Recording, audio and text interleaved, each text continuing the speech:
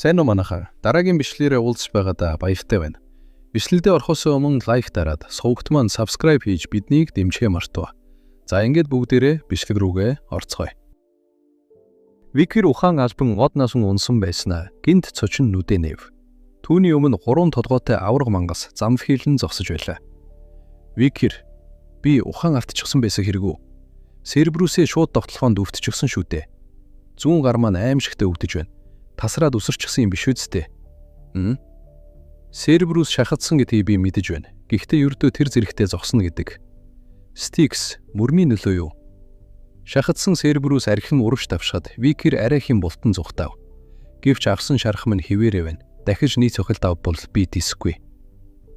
3 толгойд мангас ягаан дуяа цацруулан улам ширүүнээр ахирна. Хицүү аялал. Гэвч туршлагатай анчин иймэрхүү нөхцөл байдлаас гарах хамгийн зөв арга замыг олох ёстой. Яг одоогийн байдлаар гаргаж болох хамгийн зөв шийдвэр бол сүүлээ хавчаад зүхтах явдал юм. Викир эргэж харан хамаг хурдаараа гүй модлоо. Викир, хэрв түүний хажуу биендик шарах байгаагүй бол би аль хэдийн тасчуулчихсан байх байсан. Уулын цаадах зэрлэгүүдийн авогт талархах хэрэгтэй байх. Тэр төмөр хашааг давж чадвал би хориотой бүсээс гарна. Миний бигдсэн тэр газарт л очиж чадвал би ялах болно. Гэхдээ хэрв тэрнээс өмнө баригдвал би үхнэ.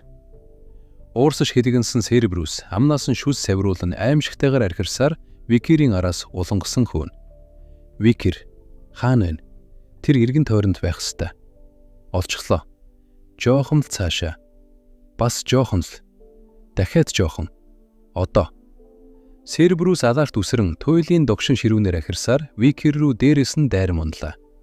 Гэвч мангас газарт буух агшинд түүний хөлд орох газар гинт цөмөрч доош унхан тэр. Викир хүчтэй цохилтын эрчинд газарт шидэгдэн унаад хүн дээр амсгаад нь дээш харав. Сэлмийн үлгий рүү тавтай морил Сербрүүс. Викир Сербрүүсийг барихын тулд тамтай тэнцэхдээ өөрийнхөө тавьсан хавхыг ашиглана гэж бодсонгүй. Сербрүүс бол тамийн нохоттой адил төрлийн нохоо хэлбэртэй мангас. Модон жаднууд дээр түргсэн цусд шошны ох тэдний хувьд хор болж үүчлэх болно. Модон жаднуудад хатгуулсан Сербрүүс амнаас нь ногоон шингэн гоожин туйлын уурсан ахирна. Ши дээд зэрэглэлийн чөтгөр учраас шууд өгчихгүй байх гэж бодож байна. Викир гахтаа барьсан өөр нэгэн онцгой жадыг Сербрүүс рүү хамаг хүчээрээ шидлээ. Шидсэн жад агаарыг зүсэн ниссээр Сербрүүсийн биед гүн зоогдов. Мангас өвдөлтөө улам чангаар ахирна. Викир, пот олж эхлэв. 1, 2, 3, 4, 5, 6, 7. Викир алхмаар урагшлах Сербрүүсийн өмнө тайван зогсож дотроо тоолно. Мангасын биеэс цус савирч Викирт тулж ирэхэд ердөө нэг алхам үлджээ. Сербрүүс яв додоод халхан дээр амнаас нь хортой шүс гоожин Викирийн урд хүчгүй болон газарт унав. Викир гүнзгий амсгаа авлаа. Викир яг 7 алхам. Цуу яриа үнэн байж, саяны шидсэн модон жад бусдаасаа өөр байсан юм. Энэ бод хазуусан даруйд 7-оос илүү алхаж чадхааргүй болгодог цуст мамба могоон хортой соёог шингээсэн жад. Баг байхдаа нууш тавьсан нь сайн хэрэг болсон. Сербрүүсийн энерги биед минь нэвчин орж байгаа нь мэдрэлдэж байна. Эцэст нь 3 толгой нь бүгд үхлээ. Викир юутэйч үүнийг яаж буцааж авч явна да? Түүний өгсөн шалтгаан нь нэлээд тодорхой байх болно. Тиймээс намайг модон жадс хийлж байхыг харсан хамгаалагч Хүлэг Баатар миний гэрч болох байх. Гэхдээ надад хийх ёстой өөр нэг зүйл байна. Сербрүүс бол өөрсдийн газар нутгаа хамгаалдаг хаалганы сахиулууд. Ойр хавьд хаа нэгтээ өөрийнхөө шоронг хамгаалж байсан байх ёстой. Мод бут урамлаар бүрхэгдсэн хадан хавцал дунд нууцлаг харанхуу агуйн ам харагдана. Шорон. Эрдэнэс нуугдж байдаг нууцлаг газар. Заримдаа хүчирхэг мангасууд тэднийг өөрсдийн үүр болгон ашигладаг. Хаалганы сахиул нь байхгүй болсон тул шорон магадгүй хоосон байгаа бах.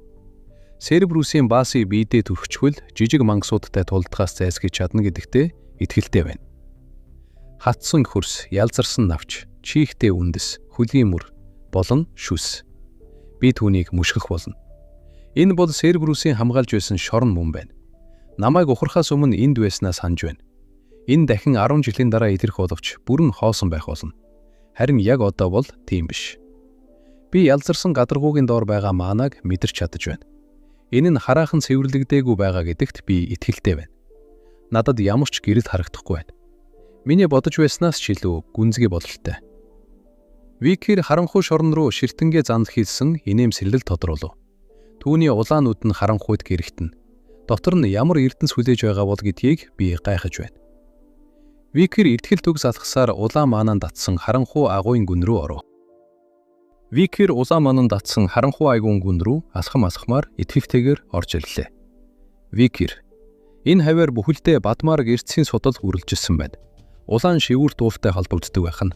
Гэрш энэ шоронгийн орц мөн үү гэж бодон ороход агуун мухраас гинт хувц гэрэл засарч Викир нүдэ гэлхос сэргийлэн гараараа хав. Агуун гүнд чулуугаар үрж засчихсан нууцлаг танхим өгтлээ. Тэнд нэгэн баган дээр аврах том Бадмараг эрдэнийн чулуу тод улаан туяа цацруулан хөөрчөө. Викир шоронгийн дотор тал нь гэрэлтэй юм байна. Бадмарагт маана шингэж гэрэл засруулж байгаа бололтой. Надаас өмнө энд хэн нэгэн байжээ. Танхимын болонд хуучирч идэгцүү хувцастай арга яс болон хувирсан хүний шарилд хэвтэж байлаа. Викир эдгээр шархан чичүүслээс болсон байд. Хатаж бараандсан цусны толбонуудад нилээд удсан байх нь. Викир арга ясны хажууд байх хуучирсан цаасыг олж аван уншиж эхлэв. Намайг хэн гэх нь хамаагүй. Зүгээр л өөрийгөө Каин гэж нэрлэе. Энэхүү цэвэр цагаан цаасыг өөрийн нэрээр бохирдуулах шаардлага байхгүй. Викир энэ гар бичмэл Баскервилийнх байд. Энэ хүн бас Баскервилийн цустай гэсэн үг үү гэж байх нь үргэлжлүүлэн уншив. Каин би үүнийг ирээдүй хойч үеийнхэн маань надтай адил алдаа буу гаргаасаа гэсэндээ бичиж үлдээв. Энэхүү чулуун танхимын тухай гэр бүлийнхэн дунд домог мэт яригддаг байсан юм. Миний ах Абел бид хоёр санамсаргүй байдлаар энэ газартаа таарсан бөгөөд Полон домгүй олон сорилтуудаас бүрдсэн энэхүү шоронг тогтолсон юм. Бид олон мангасуудыг алж энэ танхимд ирсэн. Энэ газрын эцсийн даалгаврыг олохын тулд. Тэрхүү даалгавар нь бидний хөлийг энд маш удаан хугацаанд хүссэн юм. 3 жил. Викир 3 жил. Тэд тэр эрдэнсийг тийм их хүсээ юу?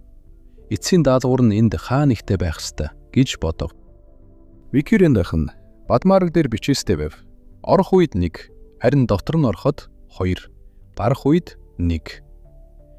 Каин ах бид хоёр энэхүү аимшигт бичвэрийг маш удаан тунгаан бодсон. Тэгээд эцэст нь нэгэн дүгнэлтэд хүрсэн юм. Ихэр ах бид хоёр эхийн хөвсөд 1 байсан. Харин төрөхдөө 2 ус нь хуваагдсан. Өөрөөр хэлбэл энэ шоронгийн эрдэнсийг авахын тулд бид дахин 1 болох шаардлагатай байв. Тэр нь юу гэсэн үг вэ гэвэл 2 ихэр баатар бие биеийн өөдөөс харан зогсож сэлмээ зөрүүлэхэд бэлэн болов. Каин бидний зөвхөн нэгэн эрдэнсийг аваад гарч чадах байлаа. Ширүүн тулааны эцэст би өөрийн төрсөн ахыг хөнөөж орхисон. Түүний дараа тэрхүүж чулуун танхимд ганцхан хүн л үлдсэн юм. Гэвч тийм байтал ямар ч өөрчлөлт гарсангүй. Бид гарцаагүй 2-оос 1 болсон шүү дээ. Тэгвэл яагаад би эрдэнсийг авч чадаагүй юм бэ? Би ахыгаа хүнээс. Би түүнийг арчихсан. Гимшид харамсалд автсан мөчүүдийн дараа би энэ газрыг орхин явахаар шийдсэн юм. Энэ газрыг олохоор зоригсон тэрхүү зоригтнуудад хандаж хэлэхэд одоохон шууд явцгаа. Хүмүүсийг зүгээр л тохуурхдаг энэхүү чөтгөрийн үрнээс олж авах юу ч байхгүй гэж бичсэн байв. Викир тэгэхээр дүгнэлт хийж бэлзэ тэд тоодомчгүй олон сорилтуудыг давж энд ирсэн ч юу ч үгүй хоцорчээ. Гэхдээ надад ихэр байхгүй шүү дээ. Надад ихэр байхгүй байхад даалгавар нь адилхан байна. Энэ нь Каин Абед 2 бичвэрийг буруу тайлбарсан гэсэн үг юм. Орох үед 1, харин дотор нь ороход 2, гарах үед 1. Энэ ямар утгатай байж болох вэ? Викир даван туулж чадхааргүй шорон гэж байхгүй гэж бодов. Викир арга ясны дэргэд очиж зогсоод нэгэн зүйлийг анзаарав. Хүүх. Ойлголоо. Каин Абед 2 азгүй гэж. Тэд хоёулаа байсан учраас л энэ асуудлыг шийдэж чадаагүй хэрэг. Тэднийг нэгэн тогтсон санаад хүлж орхиж. Харанхуй хонгод болон үүнээс эрс ядгарах под гэрвт чулуун танхим. Тааврын хариулт нь шорон дотор л байна. Харанхуй хонгодоор орж ирэхэд би ганцаараа байсан. Гэвч Бадмараг эрдний ухууц гэрэл над дээр тусгах агшинд би 2 болж хувирна. Тэгээд харанхуй дахин нөмрөх үед гэж хэлээд Викир Бадмараг эрдний гараараа цорхон бутлах үед эрдний хэлтэрхийнүүд тал ташаа бутрам унлаа. Бутарсан Бадмараг эрдний хэлтэрхийнүүд газар тунаж танхим бүхэлдээ тас харанхуй болов. Шоронгийн танхимын эцсийн шат нээгдэв. Хариулт нь бол сүүдэр. Танхимын голд байх баган дээр улаан газ шиг манан дундаас аимшигтай хар өнгийн сэдэм гарч ирэн тогтов. Викир. Энэ чөтгөрийн үүрний шүтэн үү? Чулуун дээр. Зөвхөн Баскервиллийн цустай хүмүүс л Вилзигүүлийг авч чадна гэж бичсэн байв. Вилзигүүл? Тэр чинь эндээс харахтай байсан хэрэг үү? Хэмээн байхан бодов. Өмнөх амьдралынхаа бага насанд нэг удаа зургийн номноос зураг харж байснаа санаж байна. Шунхаа яла, Вилзигүүл. Дээр үеийн домогт энэ твийг төрөмгийлэн тогтолсон. Урд өмнө үзэгдээгүй агуун мангас. Болон гамшиг гэж нэрлэгддэг чөтгөрийн ариун одны орд. Болон гамшигыг зогсоохын тулд 7 гэр бүлийн тэргүүнүүд гарч ирсэн. Тус бүр чөтгөрийн ариун одны ордтой тэмцэхэр. Баскервиллийн анхны патриархийн тулгдсан чөтгөрийн ариун одны орд бол шунамхай Вилзигүүл байв. Вилзигүүлийн үлдэгдлийг Баскервиллийн нутагт хадгалж байсан бөгөөд Вилзигүүлийн чөтгөрийн энерги мангасуудыг өөртөө татдаг байсан гэдэг.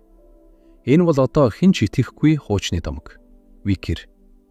Гэвч тэр домог үнэн байсан бөгөөд энэ элдний хожим чөтгөрийн овг аймгууд агсан юм. Үүнээс болж тулааны талбарт тоолж баршгүй олон хүн ам өргөцсөн. Гэхдээ энэ амьдралд тийм зүйл болохгүй. Учир нь энэ одоо минийх. Викир. Улаан гал мэт манан дундаас цухуух Вилзигүүл элдний ишнээс чанга атхан дээс суглахаар хамаг хүчээ шавхав. Викир. Элдийг атгахад элднээс гинт хар өнгийн энергийн зурааснууд Викирийн гар руу тэмүүлэнд орж ирж түүний гар руу шингэж эхэллээ. Чөтгөрийн энерги Викирийн гарын судсаар дамжин бүх бие рүү нэгчм орно. Викир. Чөтгөрийн ариун одны ордны цогцсоор хийсэн нэгт. Вилзигүүлийг өөрийн болгож авдал би үнэхээр азтай юм. Викир. Цусан улаан өнгөөр гэрвдэх Вилзигүүл элдийг өөдөөсөө ихцхэн бариад занд хийсэн инээмсэглэл тодруулав. Энэ амьдралдаа би хэр зэрэг хүчрэхэг болох уу гэдгийг байхаж байна. Викир надад олж авах өөр зүйл байхгүй шүү байна. Одоо буцах минь гэж хэлээд буцах гэтэл түүний бие гинт цвэлдэж толгой нэргэн газарт сүхрэн унав. Викир. Юу вэ? Толгой эргээд байна. Үгүй би өсөөд байна гэж үү? Викирийн зүүн гар дах Вилзигүүл илд улаан туяа цасруулан чичирч эхэллээ. Викир. Чи надаас идэх зүйл нэхэд байгаа юм уу? Ийм аимшигтай өсвөлэн мэдрэмж ходоодны дотор талыг минь басаж байна. Үүнээс болоод миний үнэрлэх мэдрэмж улам хурцтаад байгаа юм болов. Надад маш амттай зүйлийн үнэр үнэртэй байна. Викир. Тэнд идэх зүйл байна уу? Викир үнэрийн дагуу гараа урагш сунгана. Агуугаас гарч ойн зүг алхав. Викир. Энэ бол миний саяхан алсан тамийн нохойн цогцос байна. Викирийн гар дах Вилзигүүл улаан туяа цасруулан тамийн нохойн цогцос руу сунаж цусыг нь сорж эхлэв. Викир. Одоо Вилзигүүлээр дамжуулж цусыг нь шингээж байгаа болохоор дотор маань буцаад хэвийн байдалтай орж байгаа нь мэдрэгдэж байна. Энэ элд маш удаан хугацаанд үсэж байсан бололтой. Улаан ба хар уулын мод хөрс хуурайшиж хатсан нь Вилзигүүлийн энэхүү аимшигт үсвэлэнгөөс болоогүй байгаасаа гэж найдаж байна. Энэхүү шунхай элдний хит их эмгэгийг дарахын тулд би түүнийг хэр зэрэг хооллох шаардлагатай болох бол хэмээн бодов. Цусыг бүрэн сорж дуусахад Викирийн өмнө системийн улаан цонх гарч ирэв. Ялааны шунхайрал. Скил 1 цус алдагт тамийн нохой B+. Скил 2 байхгүй. Скил 3 байхгүй. Викир. Энэ Вилзигүүлийн өөрийнх нь чадвар биж гайхахад Вилзигүүл ялааны шунхайрал. Энэ нь өрсөлдөгчийнхөө чадварыг өөртөө шингээж авах хүчийг эзэмшдэг гэгддэг. Шинээр шингээх хэмжээ нь бараг л хязгааргүй байсан тул тоололдошгүй олон хүмүүс чадвараа алдаж юу ч үгүй хоцорсон гэдэг. Викир. Гэвч энэ нь аюултай тул би одоохондоо зөвхөн ураг хүртэлх чадварыг л хуулж авч чадна. Тамийн нохойн цус алдалт. Жохон шарах байсан ч эсрэг талынхаа цусыг зогсолтгүй шавхдаг чадвар. Хэрв би чадваруудыг хуулж авч чадвал Викир. Улангасан үдээр өвсөн Серберусийн цогцос руу ширтэв. Вилзигүүл элд Викирийн хяналтаас гарч улаан манан цасруулан цогцосны цусыг шунамхайр нь сорж эхэллээ. Викир. Чи үүнийг бүгдийг нь зайлгаж болохгүй. Хэрв хитрхи их гэмтчихвэл зазан шинжилгээний үеэр би үүнийг тайлбарлаж чадахгүй шүү дээ гэж хэлв. Викир. Хангалттай. Викир элдийг хүчээр татан зогсооход элд гомдлох мэт дуурна. Түүний гар дээр системийн шинэ мессеж ирэв.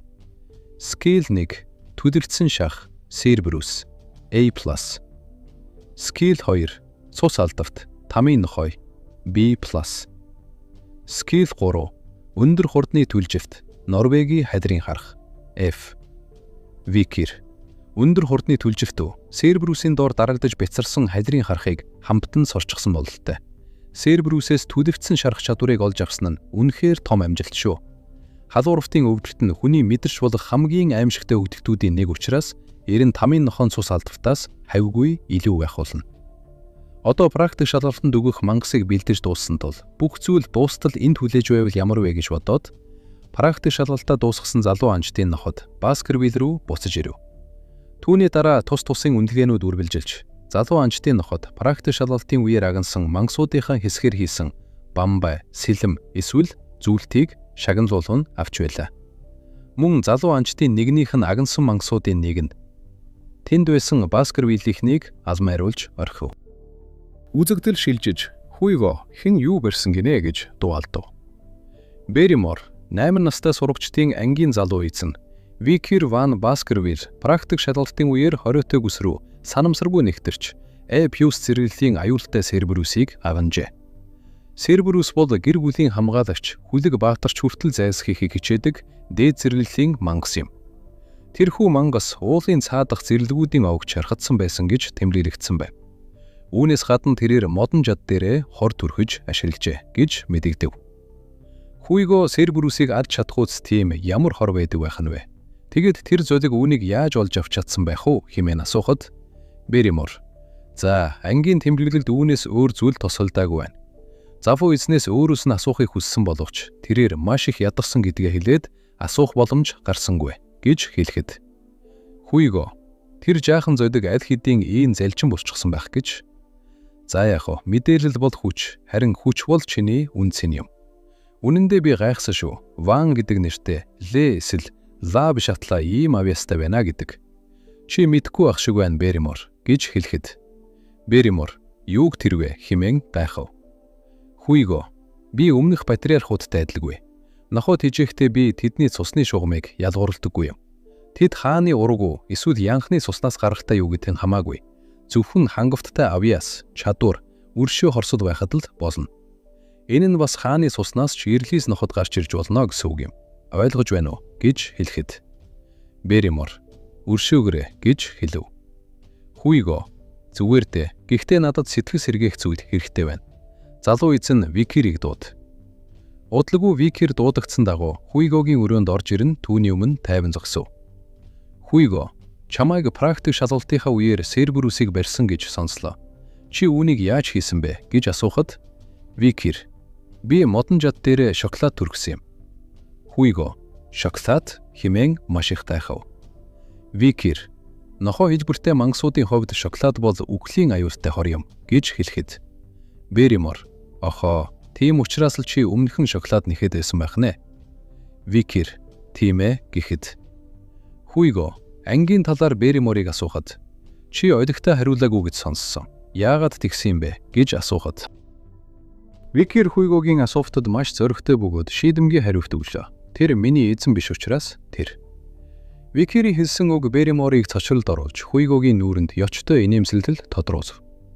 Хүйго "Тийм байх нэ. Би зөвхөн өөрийнхөө жинхэнэ эзэнд л тайлбарлах болно гэж юу? Хойд болоо. Тэгвэл Берримор чи түр гасч бай" гэж хэлв. Хүйго "Тэгвэл чиний эзэн хэн бэ?" Викир "Би тус удамд харьяалагддаг тул удмын эзэн бол миний ч мөн адил эзэн юм." Хүйго "Чи сайн сурвцжээ. Шан шагнал болгож чиний агнсан мангасын хүүр зөвхөн чинийх байх болно. Нэмж хэлэхэд хэрв чамд хүсэж байгаа бол хамгийн өндөр оноо авсан тул би түүнийг чинь биелэгж өгье гэж хэлэхэд Викир "Тийм ээ, эцэст нь би хүссэн зүйлээ олж авч чадхаар болсоо" хэмээн бодоод "Би 10,000 захидлын номын санд нэвтрэх эрх авахыг хүсэж байна" гэж хэлв. 10,000 захидлын номын сан. Энэ бол Баскервилл удмынхны зүрхэн дунд гүн орших эзэнт хүрний хамгийн том номын сангуудын нэг юм. Хүйго 10,000 захидлын номын сан гинэ. Тэнд зөвхөн патриарх болон дид удирдагч тэдний шууд үр удамв нэвтрхийг зөвшөөрдөг гэдгийг чи мэдэж байна уу гэж асуухад Викир "Хэрэг зөвшөөрөхгүй бол би бууж өгье. Хэрв тэгвэл би нууцаар нэвтрэх хэрэгтэй босох байх" хэмээн бодов. Хүйго "Чи орж уулна. Тэгээд чи номын сангийн гүнд орших 6 дугаар хориотой бүсэд байдаг. Баскервиллийн 6 дугаар техникийг олсон уу гэж асуухад Викир байхан. Баскервиллийн 6 дугаар техник. Миний мэдих Хуйго Боточхүүд Баскервиллийн 6 дугаар техникийг уншихыг зөвшөөрнө гэж үү? Ван гэдэг дунд нэр тэмдэгтэй хууж босох уу 4 дугаар техникээс цааш давж байсан тохиолдол хизээч байгаагүй. Гэхдээ цочирдох хэрэггүй. Энэ бол ердөөд 6 дугаар техник хэмээн бодов. Викир үргэлжлүүлээд Хуйгогийн одоогийн соёлжуулалтын төвшин бол Баскервиллийн 7 дугаар техник юм. Намайг ухрахаас өмнө тэр 9 соёогоо гаргаж чаддаг байсан. Би хууж босох уу гэж гадуурхагдж байсан амьдралаа мартаагүй. Энэ насандаа би Хуйго гүйцэж төрүүлэх болно. Учир нь би 7 их гамшигыг номготгож чадсан анхны патриархийн сургаалыг агуулсан тулааны урлагийн сурах бичиг болох Баскервиллийн хамгийн агуу мөн чанарыг олж авах болно. Хуйго, The Baskerville. Үүнийг надад гардуулах хүн нь чи байх болно хэмээн бодов. Хуйго, би үүнийг тесэн ядан хүлээж бай. Амжилт хүсье гэж хэлэхэд Викир, танд баярлалаа. Би таны хүлээхтээс заавал давах болно. Чи надад гардуулах тэрхүү санамсаргүй номын жинхэнэ үн цэнийг хизээч анзаарахгүй хэмээн дотроо бодов. Үзэгдэл шилжиж том хаалганы өмнө 2 харуул зогсох бөгөөд Викир 10,000 захидлын номын сан. Энд биеэрээ ирж байгаа минь анхны удаа юм. Тасдагч үүдэн шүд, хэрчигч араа шүд, нэвтлэгч соёо шүд, 2 дахин шигдэх соёо шүд, хэвтээ ургалттай ах дараа, сэлэмний урлагийн тухай номнууд. Миний өмнөх амьдралдаа сурахыг туйлын хүсдэг байсан сэлэмний урлагийн номнууд бүгд энд байна. Баскервиллийн хууль босох уу хичнээн их маанатай байсан ч хамаагүй тэд 4-р техникээс дээш төвчний ямар ч сэлэмний урлагт суралцж чаддаггүй. Ангууч ноход болсон хүүхдүүдийг эзнийхээ өөдөөс соёогоо гаргахгүй байлгахын тулд Баскервиллийн гэр бүл үүнийг хамгаалтын механизм болгон хэрэгжүүлсэн юм. Гэж бодов явсаар Викир нэгэн гинжлэгдсэн номон дээр ирэв. Энэ мөн үү? Гэхдээ Хуйго надад 6 дугаар техникийн сэлэмний урлагийн номыг санал болгоно гэж бодсонгүй. Хэрв намайг ухрахаас өмнө байсан бол би үүнийг хизээч зүүдлэж зүрхэхгүй байх байсан. За яах вэ? Хуйго үүнийг зөвшөөрсөн нь мэдээж. 8 настай хүүхэд үүнийг нэг өдрийн дотор цээжиж чадахгүй гэж бодсных биз? Гэж бодон номыг нээн угшиж эхлэв. Викир үргэлжлүүлээд. Гэвч би өмнө нь 1-ээс 4 дугаар техникийн онолыг бүр залхтал бөөлжс цутхан судалсан байсан. Энэ нь 5 дугаар техникийн онолыг гаргаж авах таамагдахад зориулагдсан байсан. 4 дахь шүдийг зурсны дараа би маанагийн урсгалыг зогсоох хэрэгтэй байсан байна. Түүнээс болоод би 5 дахь шүдийг гаргаж чадахгүй байсан хэрэг үү? Баскервиллийн сэлэмний урлаг. Сэлэмний шатнаас хамаарч 1-р техникт 1 шүд, 2-р техникт 2 шүд гэх мэтээр нэмэгддэг. Шүд гаргах үед улаан өнгийн сэлэмний энерги болох онцгой шин чанар илэрдэг. Би 6-р техникийг тоохгүй байна. Миний 10,000 захидлын номын санд ирсэн жинхэнэ шавтгаан өөр учраас тэр. Үүнээс ч илүү өндөр миний хүсэж буй тэр төвшин. Гэж бодов удалжгүй Викир номын сангаас гарах бөгөөд харуул. Хөөх, залуу эзэнтэн Викир үү? Та аль хэдийн гараад ирчиж байгаа хэрэг үү? Сэлэмний урлагийн болон бусад номнууд номын сангийн гүнд байгаа. Хэрв та ямар нэг зүйл мартсан бол бид танд аваад өгч болно шүү. Викир, би энд ирсэн ажлаа дуусгачихсан гэж хэлв. Харуул, аль хэдийн үү? Та энд арай удаан саатаж, эргэн тойрноо харуул яасан юм бэ? Гэж санал болгоход Викир, явхаасаа өмнө өөр бусад номнуудыг унших бодолтой байна. Тиймээс надад санаа зовлтгүй. Өөрсдөө хийх ёстой зүйлээ хийцгээе. Гэж хэлээд дээд давхар руу гарахаар алхав. Харуулууд хоорондоо шивнэлдэв. Тэр газар чинь элдв янзын хожмог номнуудаар дүүрэн байдаг шүү дээ. Хэрв би байсан бол номын сангийн гүнд байгаа сэлэмний урлагийн сурах бичгүүдийг л унших байсан да. Хэмээн шивнэлдэж байв. Харуулууд түүнийг залуу болохоор үн цэнийг нь мэдэхгүй байна гэж бодон хоцров. Викир өөрсдийг хөрөөд бодож өдөө. Учир нь тэд тэрхүү тоосонд дарагдсан элдв холимог номнууд донд нуугдмал эрдэн байгаа гэдгийг мэдэхгүй байгаа юм. Викир номын тавируудын дундуур хайж алхсаар нэгэн номыг олж харав. Олчихлоо. Нуугдмал оторт энэ ном мөн гэдэгт би итгэхтэй байна. Баскервиллийн хүүхдүүдийн уншдаггүй 1-р техникийн үндсэн суурийн тухай ном. Хуудаснууд нь урагцснаас болоод энэ нь ямар ч хэрэгцээгүй элдв холимог номнуудын нэг болсон байв. Викир, гэвч би энэ номын жинхэнэ үн цэнийг мэднэ. Намайг ухрахаас өмнө миний харьяадагддаг байсан ангууч нохтын бүлэгт би Ле Рүүж болон Ле Нуар уулын хийхтэр байсан гяндангаас нэгэн хачирхалтай тусгалт зүйлийг олсон юм. Энэ нь сэлэмний урлагийн сурах бичгийн нэг хуудас байв. Тэр нь ердөө ганцхан ширхэг ургацсан хуудас байсан юм. Баскервиллийн гар бичмэлээр бичигдсэн тэрхүү хуудсыг Хуйго байгальтай гэж үзэн түүнд тохирох номыг олохоор номын санг бүхэлд нь нэгднэгэнгүй хайсан билээ. Тэр ном нь нуугдмал отолт хэмээх сэлэмний урлагийн ном байв. Баскервиллийн өвөг дээдсийн бичиж үлдээсэн энэхүү номон дотор Баскервиллийн 10 дугаар техник бичигдсэн байдаг аж. 10 дугаар техникийн төлөө ухаанаа ардсан Хуйго ангууч нохтой илгээн уг техник бичигдсэн үлдсэн 6 хуудсыг олж авсан юм. Үлдсэн хуудаснууд нь 7 агуу гэр бүлийн дунд нуугдсан байгааг олж мэдсэн Хуйго бусад гэр бүлүүдэд дайн зарлаж татхавцсан хүмүүс рүү ангууч нохтой илгээж байжээ. Тэр олон ангууч нохтын залгиалсхийн дараа бүх алга болсон хуудаснууд Хуйгогийн гарт ирсэн юм. Тэгээд тэр бүхний хийсний шагнал нь Хуйго сайн байна хэмээн магтсан. Викер тэр нь үнэхээр өрөвдөлтөй тэнэг амьдрал байсан. Үүний ачаар Хуйго 7 дугаар техникийг давж 9 дугаар техникт хүрсэн юм. Тэгээд түүний хөл дор урсгал цус болон ангууч нохтын хүүрүүд дараалан овоорсоор байв. Викер энэ амьдрал тийм зүйл дахин давтардахгүй. Тэр бүх алга болсон хуудаснуудыг олж авсан ангууч нохоо нь би өөрөө байсан. Тэр хуудаснууд дээр бичигдсэн байсан бүх агуулгыг би маш сайн санаж байна.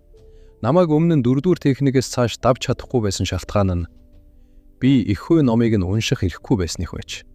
Номын хуудаснаас уншвал 10 дугаар техникт хүрэх анхны асхам нь 1 дугаар техниктэй төсөөтэй. Чи сэлмээ хуйнаас суулгахдаа анхны замыг зурж төрөмгийлэл үзүүлэх хэрэгтэй. Тэр үед сэлэм өөрийн байгалийн хязгаараас давж Викер тиймээс хэрв өөр бусад хүмүүс энэ номыг уншвал ямар ч утга авцалдаагүй үнэхээр л нэг хэрэгцээгүй элдв холимог ном шиг харагдах нь барцаагүй. Гэвч алга болсон хуудаснуудыг ашиглан хоосон зайг нөхөх тэрхүү агшинд энэхүү хуурамч бөгөөд төөрөгдүүлсэн мэдээллүүд нь гайхалтай шилдэг бүтээр ном болон хувирдаг. Намайг ухаарахаас өмнө би дээд түвшний аура болон 4-р техникийн хамгийн дээд хязгаарлалт хүрсэн байсан. 15 нас хүрэхээс өмнө би ухаарахаас өмнөх эзэмшиж байсан тэрхүү хүчээ заавал буцаан олж авах хэрэгтэй хэмээн бодож идэвхтэй уншиж суув. Номын сангийн цонхоор харагдах шөнийн тэнгэр аажмар цайж үүр хаяар нь үгзээ болов. Викер ингээд болоо. Би бүтэн өдрийн турш анхаарлаа төвлөрүүлчихсэн хэрэггүй. Үүний ачаар би номын агуулгыг эхнээс нь дуустал нь маш сайн цээж чадлаа. Хамгаалагч Баатар баатруудын уур амьсгал оршихуй надад мэдрэгдэхгүй байна. Би ийм залуу биетэйгэр 10 дугаар техникийн 10 шүдийг гаргаж чадахгүй. Гэхдээ одоо бол өмнөх амьдралдаа хүрч чадаагүй тэрхүү 5 дугаар техникийг эзэмшиж чадах шүү. Викер нүдэ анин өөрийн ухамсар доторх төсөөлөгчийн тулааны орон зайд цагаан гэрэлтсэн аура бүхий хийсвэр биетэй нүүр тулан зогсов. Викерийн нүд улаанаар гэрэлтэж, гарнаас нь хүчрхэг улаан өнгийн мана энергийг цацарч эхлэв. Тэрээр ухамсартаа тогтолгоо хийж эхэллээ. Баскервиллийн 1-р техник.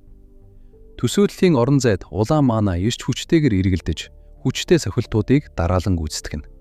2-р техник, 3-р техник, 4-р техник хэмээн үргэлжлүүлээд.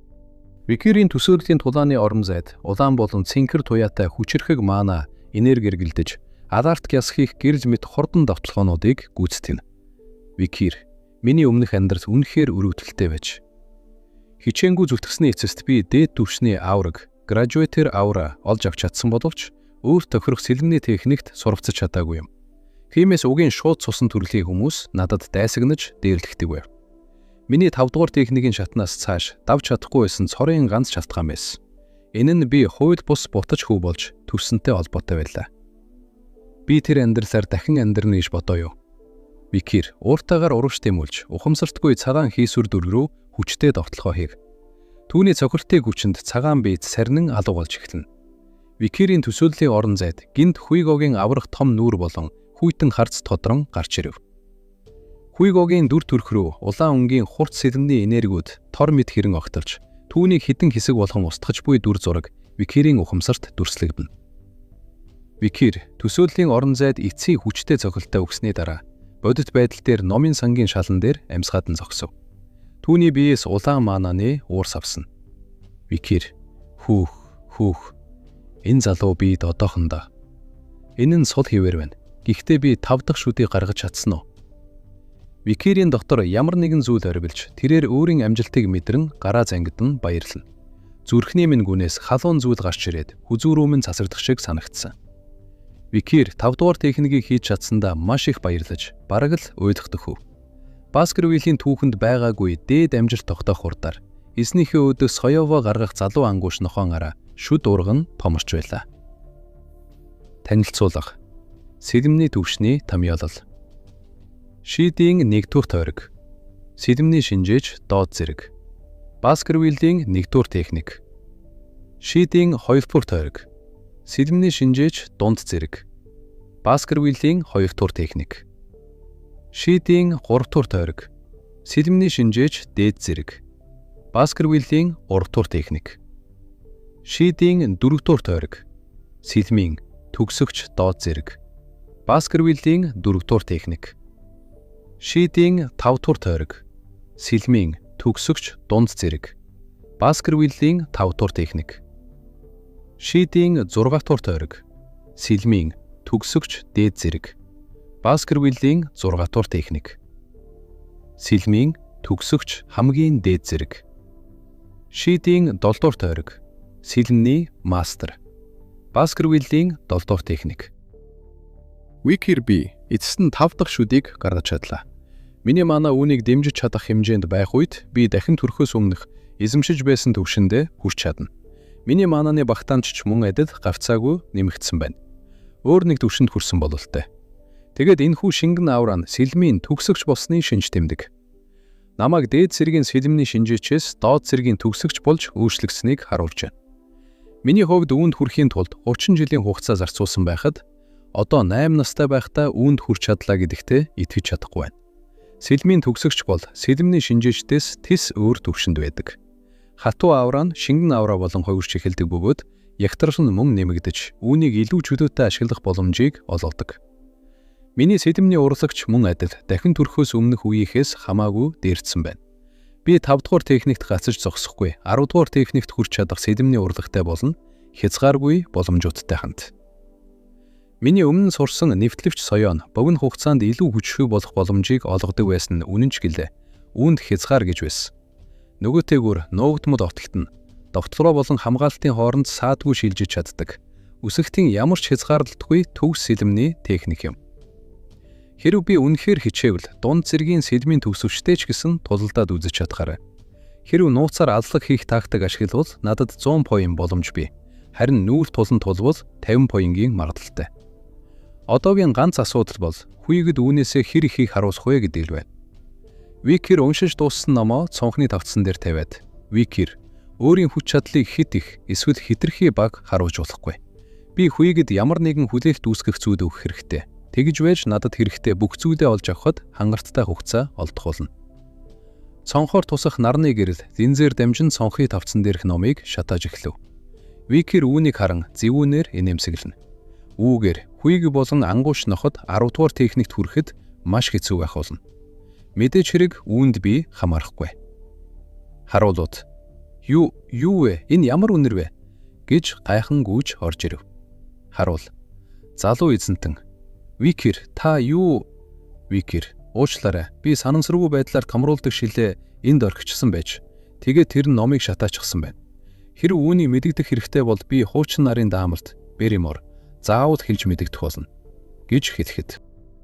Харуус бүх. Эн чинь таны уучлалт гуйх хэрэгтэй зүйл биш шүү дээ. Таныг зүгээр байлгаж, сайн харж хандаагүй нь бидний буруу. Таныг зөвхөн хэрэгцээгүй номнууд байдаг хэсэгт байсанд би зүгээр л баярлаж байна. Викир. Тийм ээ, би ч гэсэн үүнийг тийм ч үнцэнтэй ном байсан гэж бодохгүй байна. Та бүхэн морг уурхалтай холбоотой Бадмаргны уурхайн асуудлаар завгүй байгаа биш үү? Иймэрхүү жижиг асуудал зарцуулах цаг та нарт байхгүй гэж бодсон юмс. Бид эхнээсээ энд байгаагүй болохоор энэ бол түлхэд маш бага үнэ. Та үнийг нууц хэвээрээ үлдээхийг хүсэж байгаа цагт бид таны удирдамжийг дагах болно. Тэгвэл үүнийг зөвхөн бидний дундах нууц болгоцгоё. Та бүхэн завгүй байгаа бах уучлаарай хэмээн хэлээд яв. Харуулууд хоорондоо. Залуу эзэнтэн Викир үнэхээр сайхан сэтгэлтэй хүн юм а. Тийм ээ, тэр бүр ажилчдын талаар хүртэл боддог. Тэр хүндлэгдэх хэрэгтэй нэгэн яригдсан. Номын сангаас холдон ашхах Викирийн нүрэнд зэвүүн инээмсэглэл тодорно. Үзэгдэж шилжиж Викир Хуйгогийн ажлын өрөөнд иргэн ирж түүний өмнө зогсов. Берримор хажууд нь бичиг баримт барин зогсно. Хуйго: "За, чи ямар нэгэн зүйл ухаач ойлгох уу?" гэж асуухад Викир: "Бараг л тийм бихүү дээ" гэж хариулав. Хуйго: "Охоо, чи номын санд юу сурч мэдснээ надад хэлдэ" гэхэд Викир: Ямар нэгэн дулаахан, хурц хэрнээ зөөлөн бөгөөд наалдамхай зүйл үү? Надад яг тийм зүйл мэдрэгдсэн" гэхэд Хуйго: "Берримор дайхав." Хуйго: "Чиний хэлж болоор чиний аура гэж битгий хэлээрэй. Аура гэдэг бол чиний сэлэмний ертөнцид албан ёсоор хүл тавьсныг илтгэх шинж тэмдэг юм. Төрөлхийн гоц авьяаснууд хүртэл доод зэргийн сэлэмний шинжээчийн төвшөнд хүрэхийн тулд 15 нас хүртлээр амралтгүйгээр сургуульд хийх хэрэгтэй болдог." Хуйго: "Би юунд ингэтлээ догтлоод байна вэ? Тэр чинь ердөө л 8 настай хүүхэд шүү дээ" хэмээн бодов. Хуйго: "Тэр чинь юу болохыг чи аавдаа харуулж чадах уу?" гэж асуухад Викир: "Мэдээч хэрэг" гэж хэлээд Викир ямар ч гэмгүй хүүхдийн төрхөөр Хуйго өөд харан өхөөрдөм инээмсэглэл тодруулав. Үзэгдэж шилжиж Баскервиль удмынхан аврах том дугуй хэлбэртэй задгай тулааны талбар болон түүнийг тойрон суусан олон тооны хүмүүс харагдана. Тэнд цугласан бусад суралцагч хүүхдүүд гайхан шивнэлдэж эхлэв. Викир баруун гавтаа сургуульчдын ганц сэлэн барин тулааны талбарын төвд бэлэн байжтай зогсов. Түүний харц шийдэмгий бөгөөд нухацтай харагдана. "Берримор, эзэнтэн минь, та залуу эзэнтний шадуурыг хэрхэн шалгахаар төдөлдөж байна вэ?" Хуйго: "Би түүнд тулалдуулахаар нэгэн мангасыг суллахаар төдөлдөж байсан юм." Берримор: "Мангас гинэ" хэмээн гайхахад талбарын нэгэн хүнд төмөр хаалга дээшээ нээгдэж эхлэв. Хуйго: "Тийм ээ, би үнэхээр үссэн. Догшин ширүүнийг бэлдсэн байв." Том хаалга бүрэн нээгдэхэд цаанаас нь гинжээр багдагдсан аврах том биетэй ногоон арьстай мангасыг харуул хамгаалагч гинжнээс нь хөтлөн чирж гарч ирэв. Мангасын толгойд төмөр амны хаалт зүүдгсэн байх ба нүд нь улаанаар эргэлтэн. Түүний мэдээлэл гарч ирэв. Танилцуулга: аюудын зэрэг С, хэмжээ 2 метр, олдсон газар улаан болон хар уулын нуруудын хооронд. Хүн дүрстэнд тооцогддог зүйл бөгөөд хүнтэй төстэй биеийн гадаад төрх, оюун ухаантай. Биеийн чадвар өндөр, оюун ухаан муутай боловч тэд омгоор амьдарч өндөр хурдаар үрждэг тул зэрлэгүүдтэй харьцуулахад тэднийг басах хэрэггүй. Сурвцарчид гайхна. Орк байна. 8 настай хүүхэдтэй тулалдуулахаар орк илгэн гэдэг арай хитэрсэн гэрэг шүү. Үүнтэй тэнцхийн тулд тэр заавал ядаж 15 настай байх хэрэгтэй шүү дээ. За яах вэ? Хэрв хэрэгцээ гарууд хамгаалагч баатрууд дундуур нь орвцох байдгүй дээ хэмээн ярилцаж байв. Тулааны талбарын дээрээс Хуйго болон Берримор нар тэднийг ажигласан. Хуйго баруун гараа зөөлөн өргөж дохио өгөв. Тэр даруйд оркийг багдаж байсан хүнд төмөр гинжнүүд тайлагдаж газар тунлаа. Иргчүүлээтэй болсон орк амны хаалтаа хуу татан хаяж соёо шүдэ гарган аимшигтайгаар архирв. Тэрээр 2 гараа дээр үргэн өөрийн асар их хүч чадлаа гайхуулан чангаар хашгичлаа. Орк асар том биеэрээ тулааны талбайн шороог манруулан Викир рүү чиглэн эрчтэйгээр ухсхийн гүйв. Үүнийг харсан Викир сэлмээ бэлтэн зогсно. Орк аврах том савраараа Викирийг бяцлахаар дээрээс нь хүчтэй далайв. Гэвч Викир нүд ирэмхийн зуур түүний довтлогооноос бултаж цэнхэр туяатай хурдан хөдөлгөөнөөр оркийн гарыг тасдав. Хажуугаар зүрхтөө сэлмээрээ оркийн хөлийг цавчиж улаан цус олгоод нь орк дазар унав. Цугларсан хүүхдүүд юу босныг ч ойлгож амжидгүй гайхаж хоцров. Ногоон арьст оркийн шахнаас улаан цус олгоод гоожиж тэрээр үг битдөө шаналн архирна. Викир анх удаага цус алдаж байгаадаа гайхаж байгаа. Оркийн гол чадвар болох өндөр хурдны нөхөн түлжилт нь бас идэвхжихгүй байгаа. Б ихтүү зэрэглэлийн тамийн ангууч нохойн Hellhound үүсгэсэн цус албигтыг East зэрэглэлийн мангасууд хизээч зогсоож чадахгүй. Сурвцагчид: "Тэр чин дөнгөж 8 настай шүү дээ. Тэр яаж ийм хүчтэй байгаа юм бэ? Манай цуглуулахгүйгээр ингэж хийх боломжтой гэж үү?" гэж гайхав. Викир: "Хуйвог, тэр номын санд миний юу сурч мэдсэнийг тодорхойлохыг хичээсээр л байна. Чиний хүсэж байгаа зүйлийг би чамд харуулъя." Хуйвогийн нүд улаанаар гэрэлтэж Викир рүү анхааралтай харна. Берримор: "Тэр чин аура сэлэм." Викирийн барьсан ган сэлэм улаан өнгийн хувц аваргаар бүрхэгдэж асар хүчтэй энерги ялгаруулна. Хүн шархадсан орк газарт гараа тулан арай ядан тогтож зогсно. Викир улаан аваргаар бүрхэгдсэн сэлмээрээ орк руу маш хурдтайгаар довтлоо.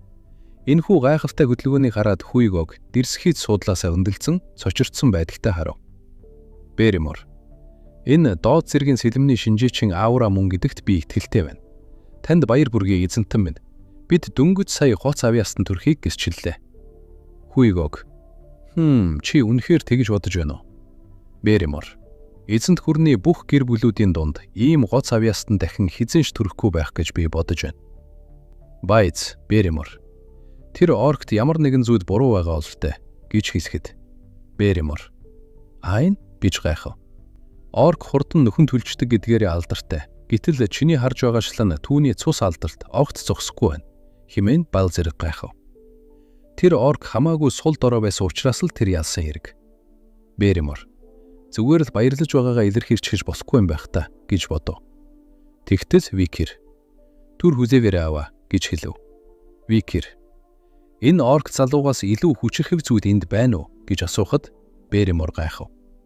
Викир ямар ч айцгүйгээр гимгүү хүүхдийн инээмсэглэл тодруулан Хуйгогоос илүү хүчтэй өсөлдөвч нэхэв. Инхүү энэ хэсэг дуусдаг. Энэ удаагийн Pathfinder инхүү дуусаж байна. Лайк дараад Softman subscribe хийж биднийг дэмжихээ мартаваа. Дараагийн бичлэг хүртэл түрүү иштэй.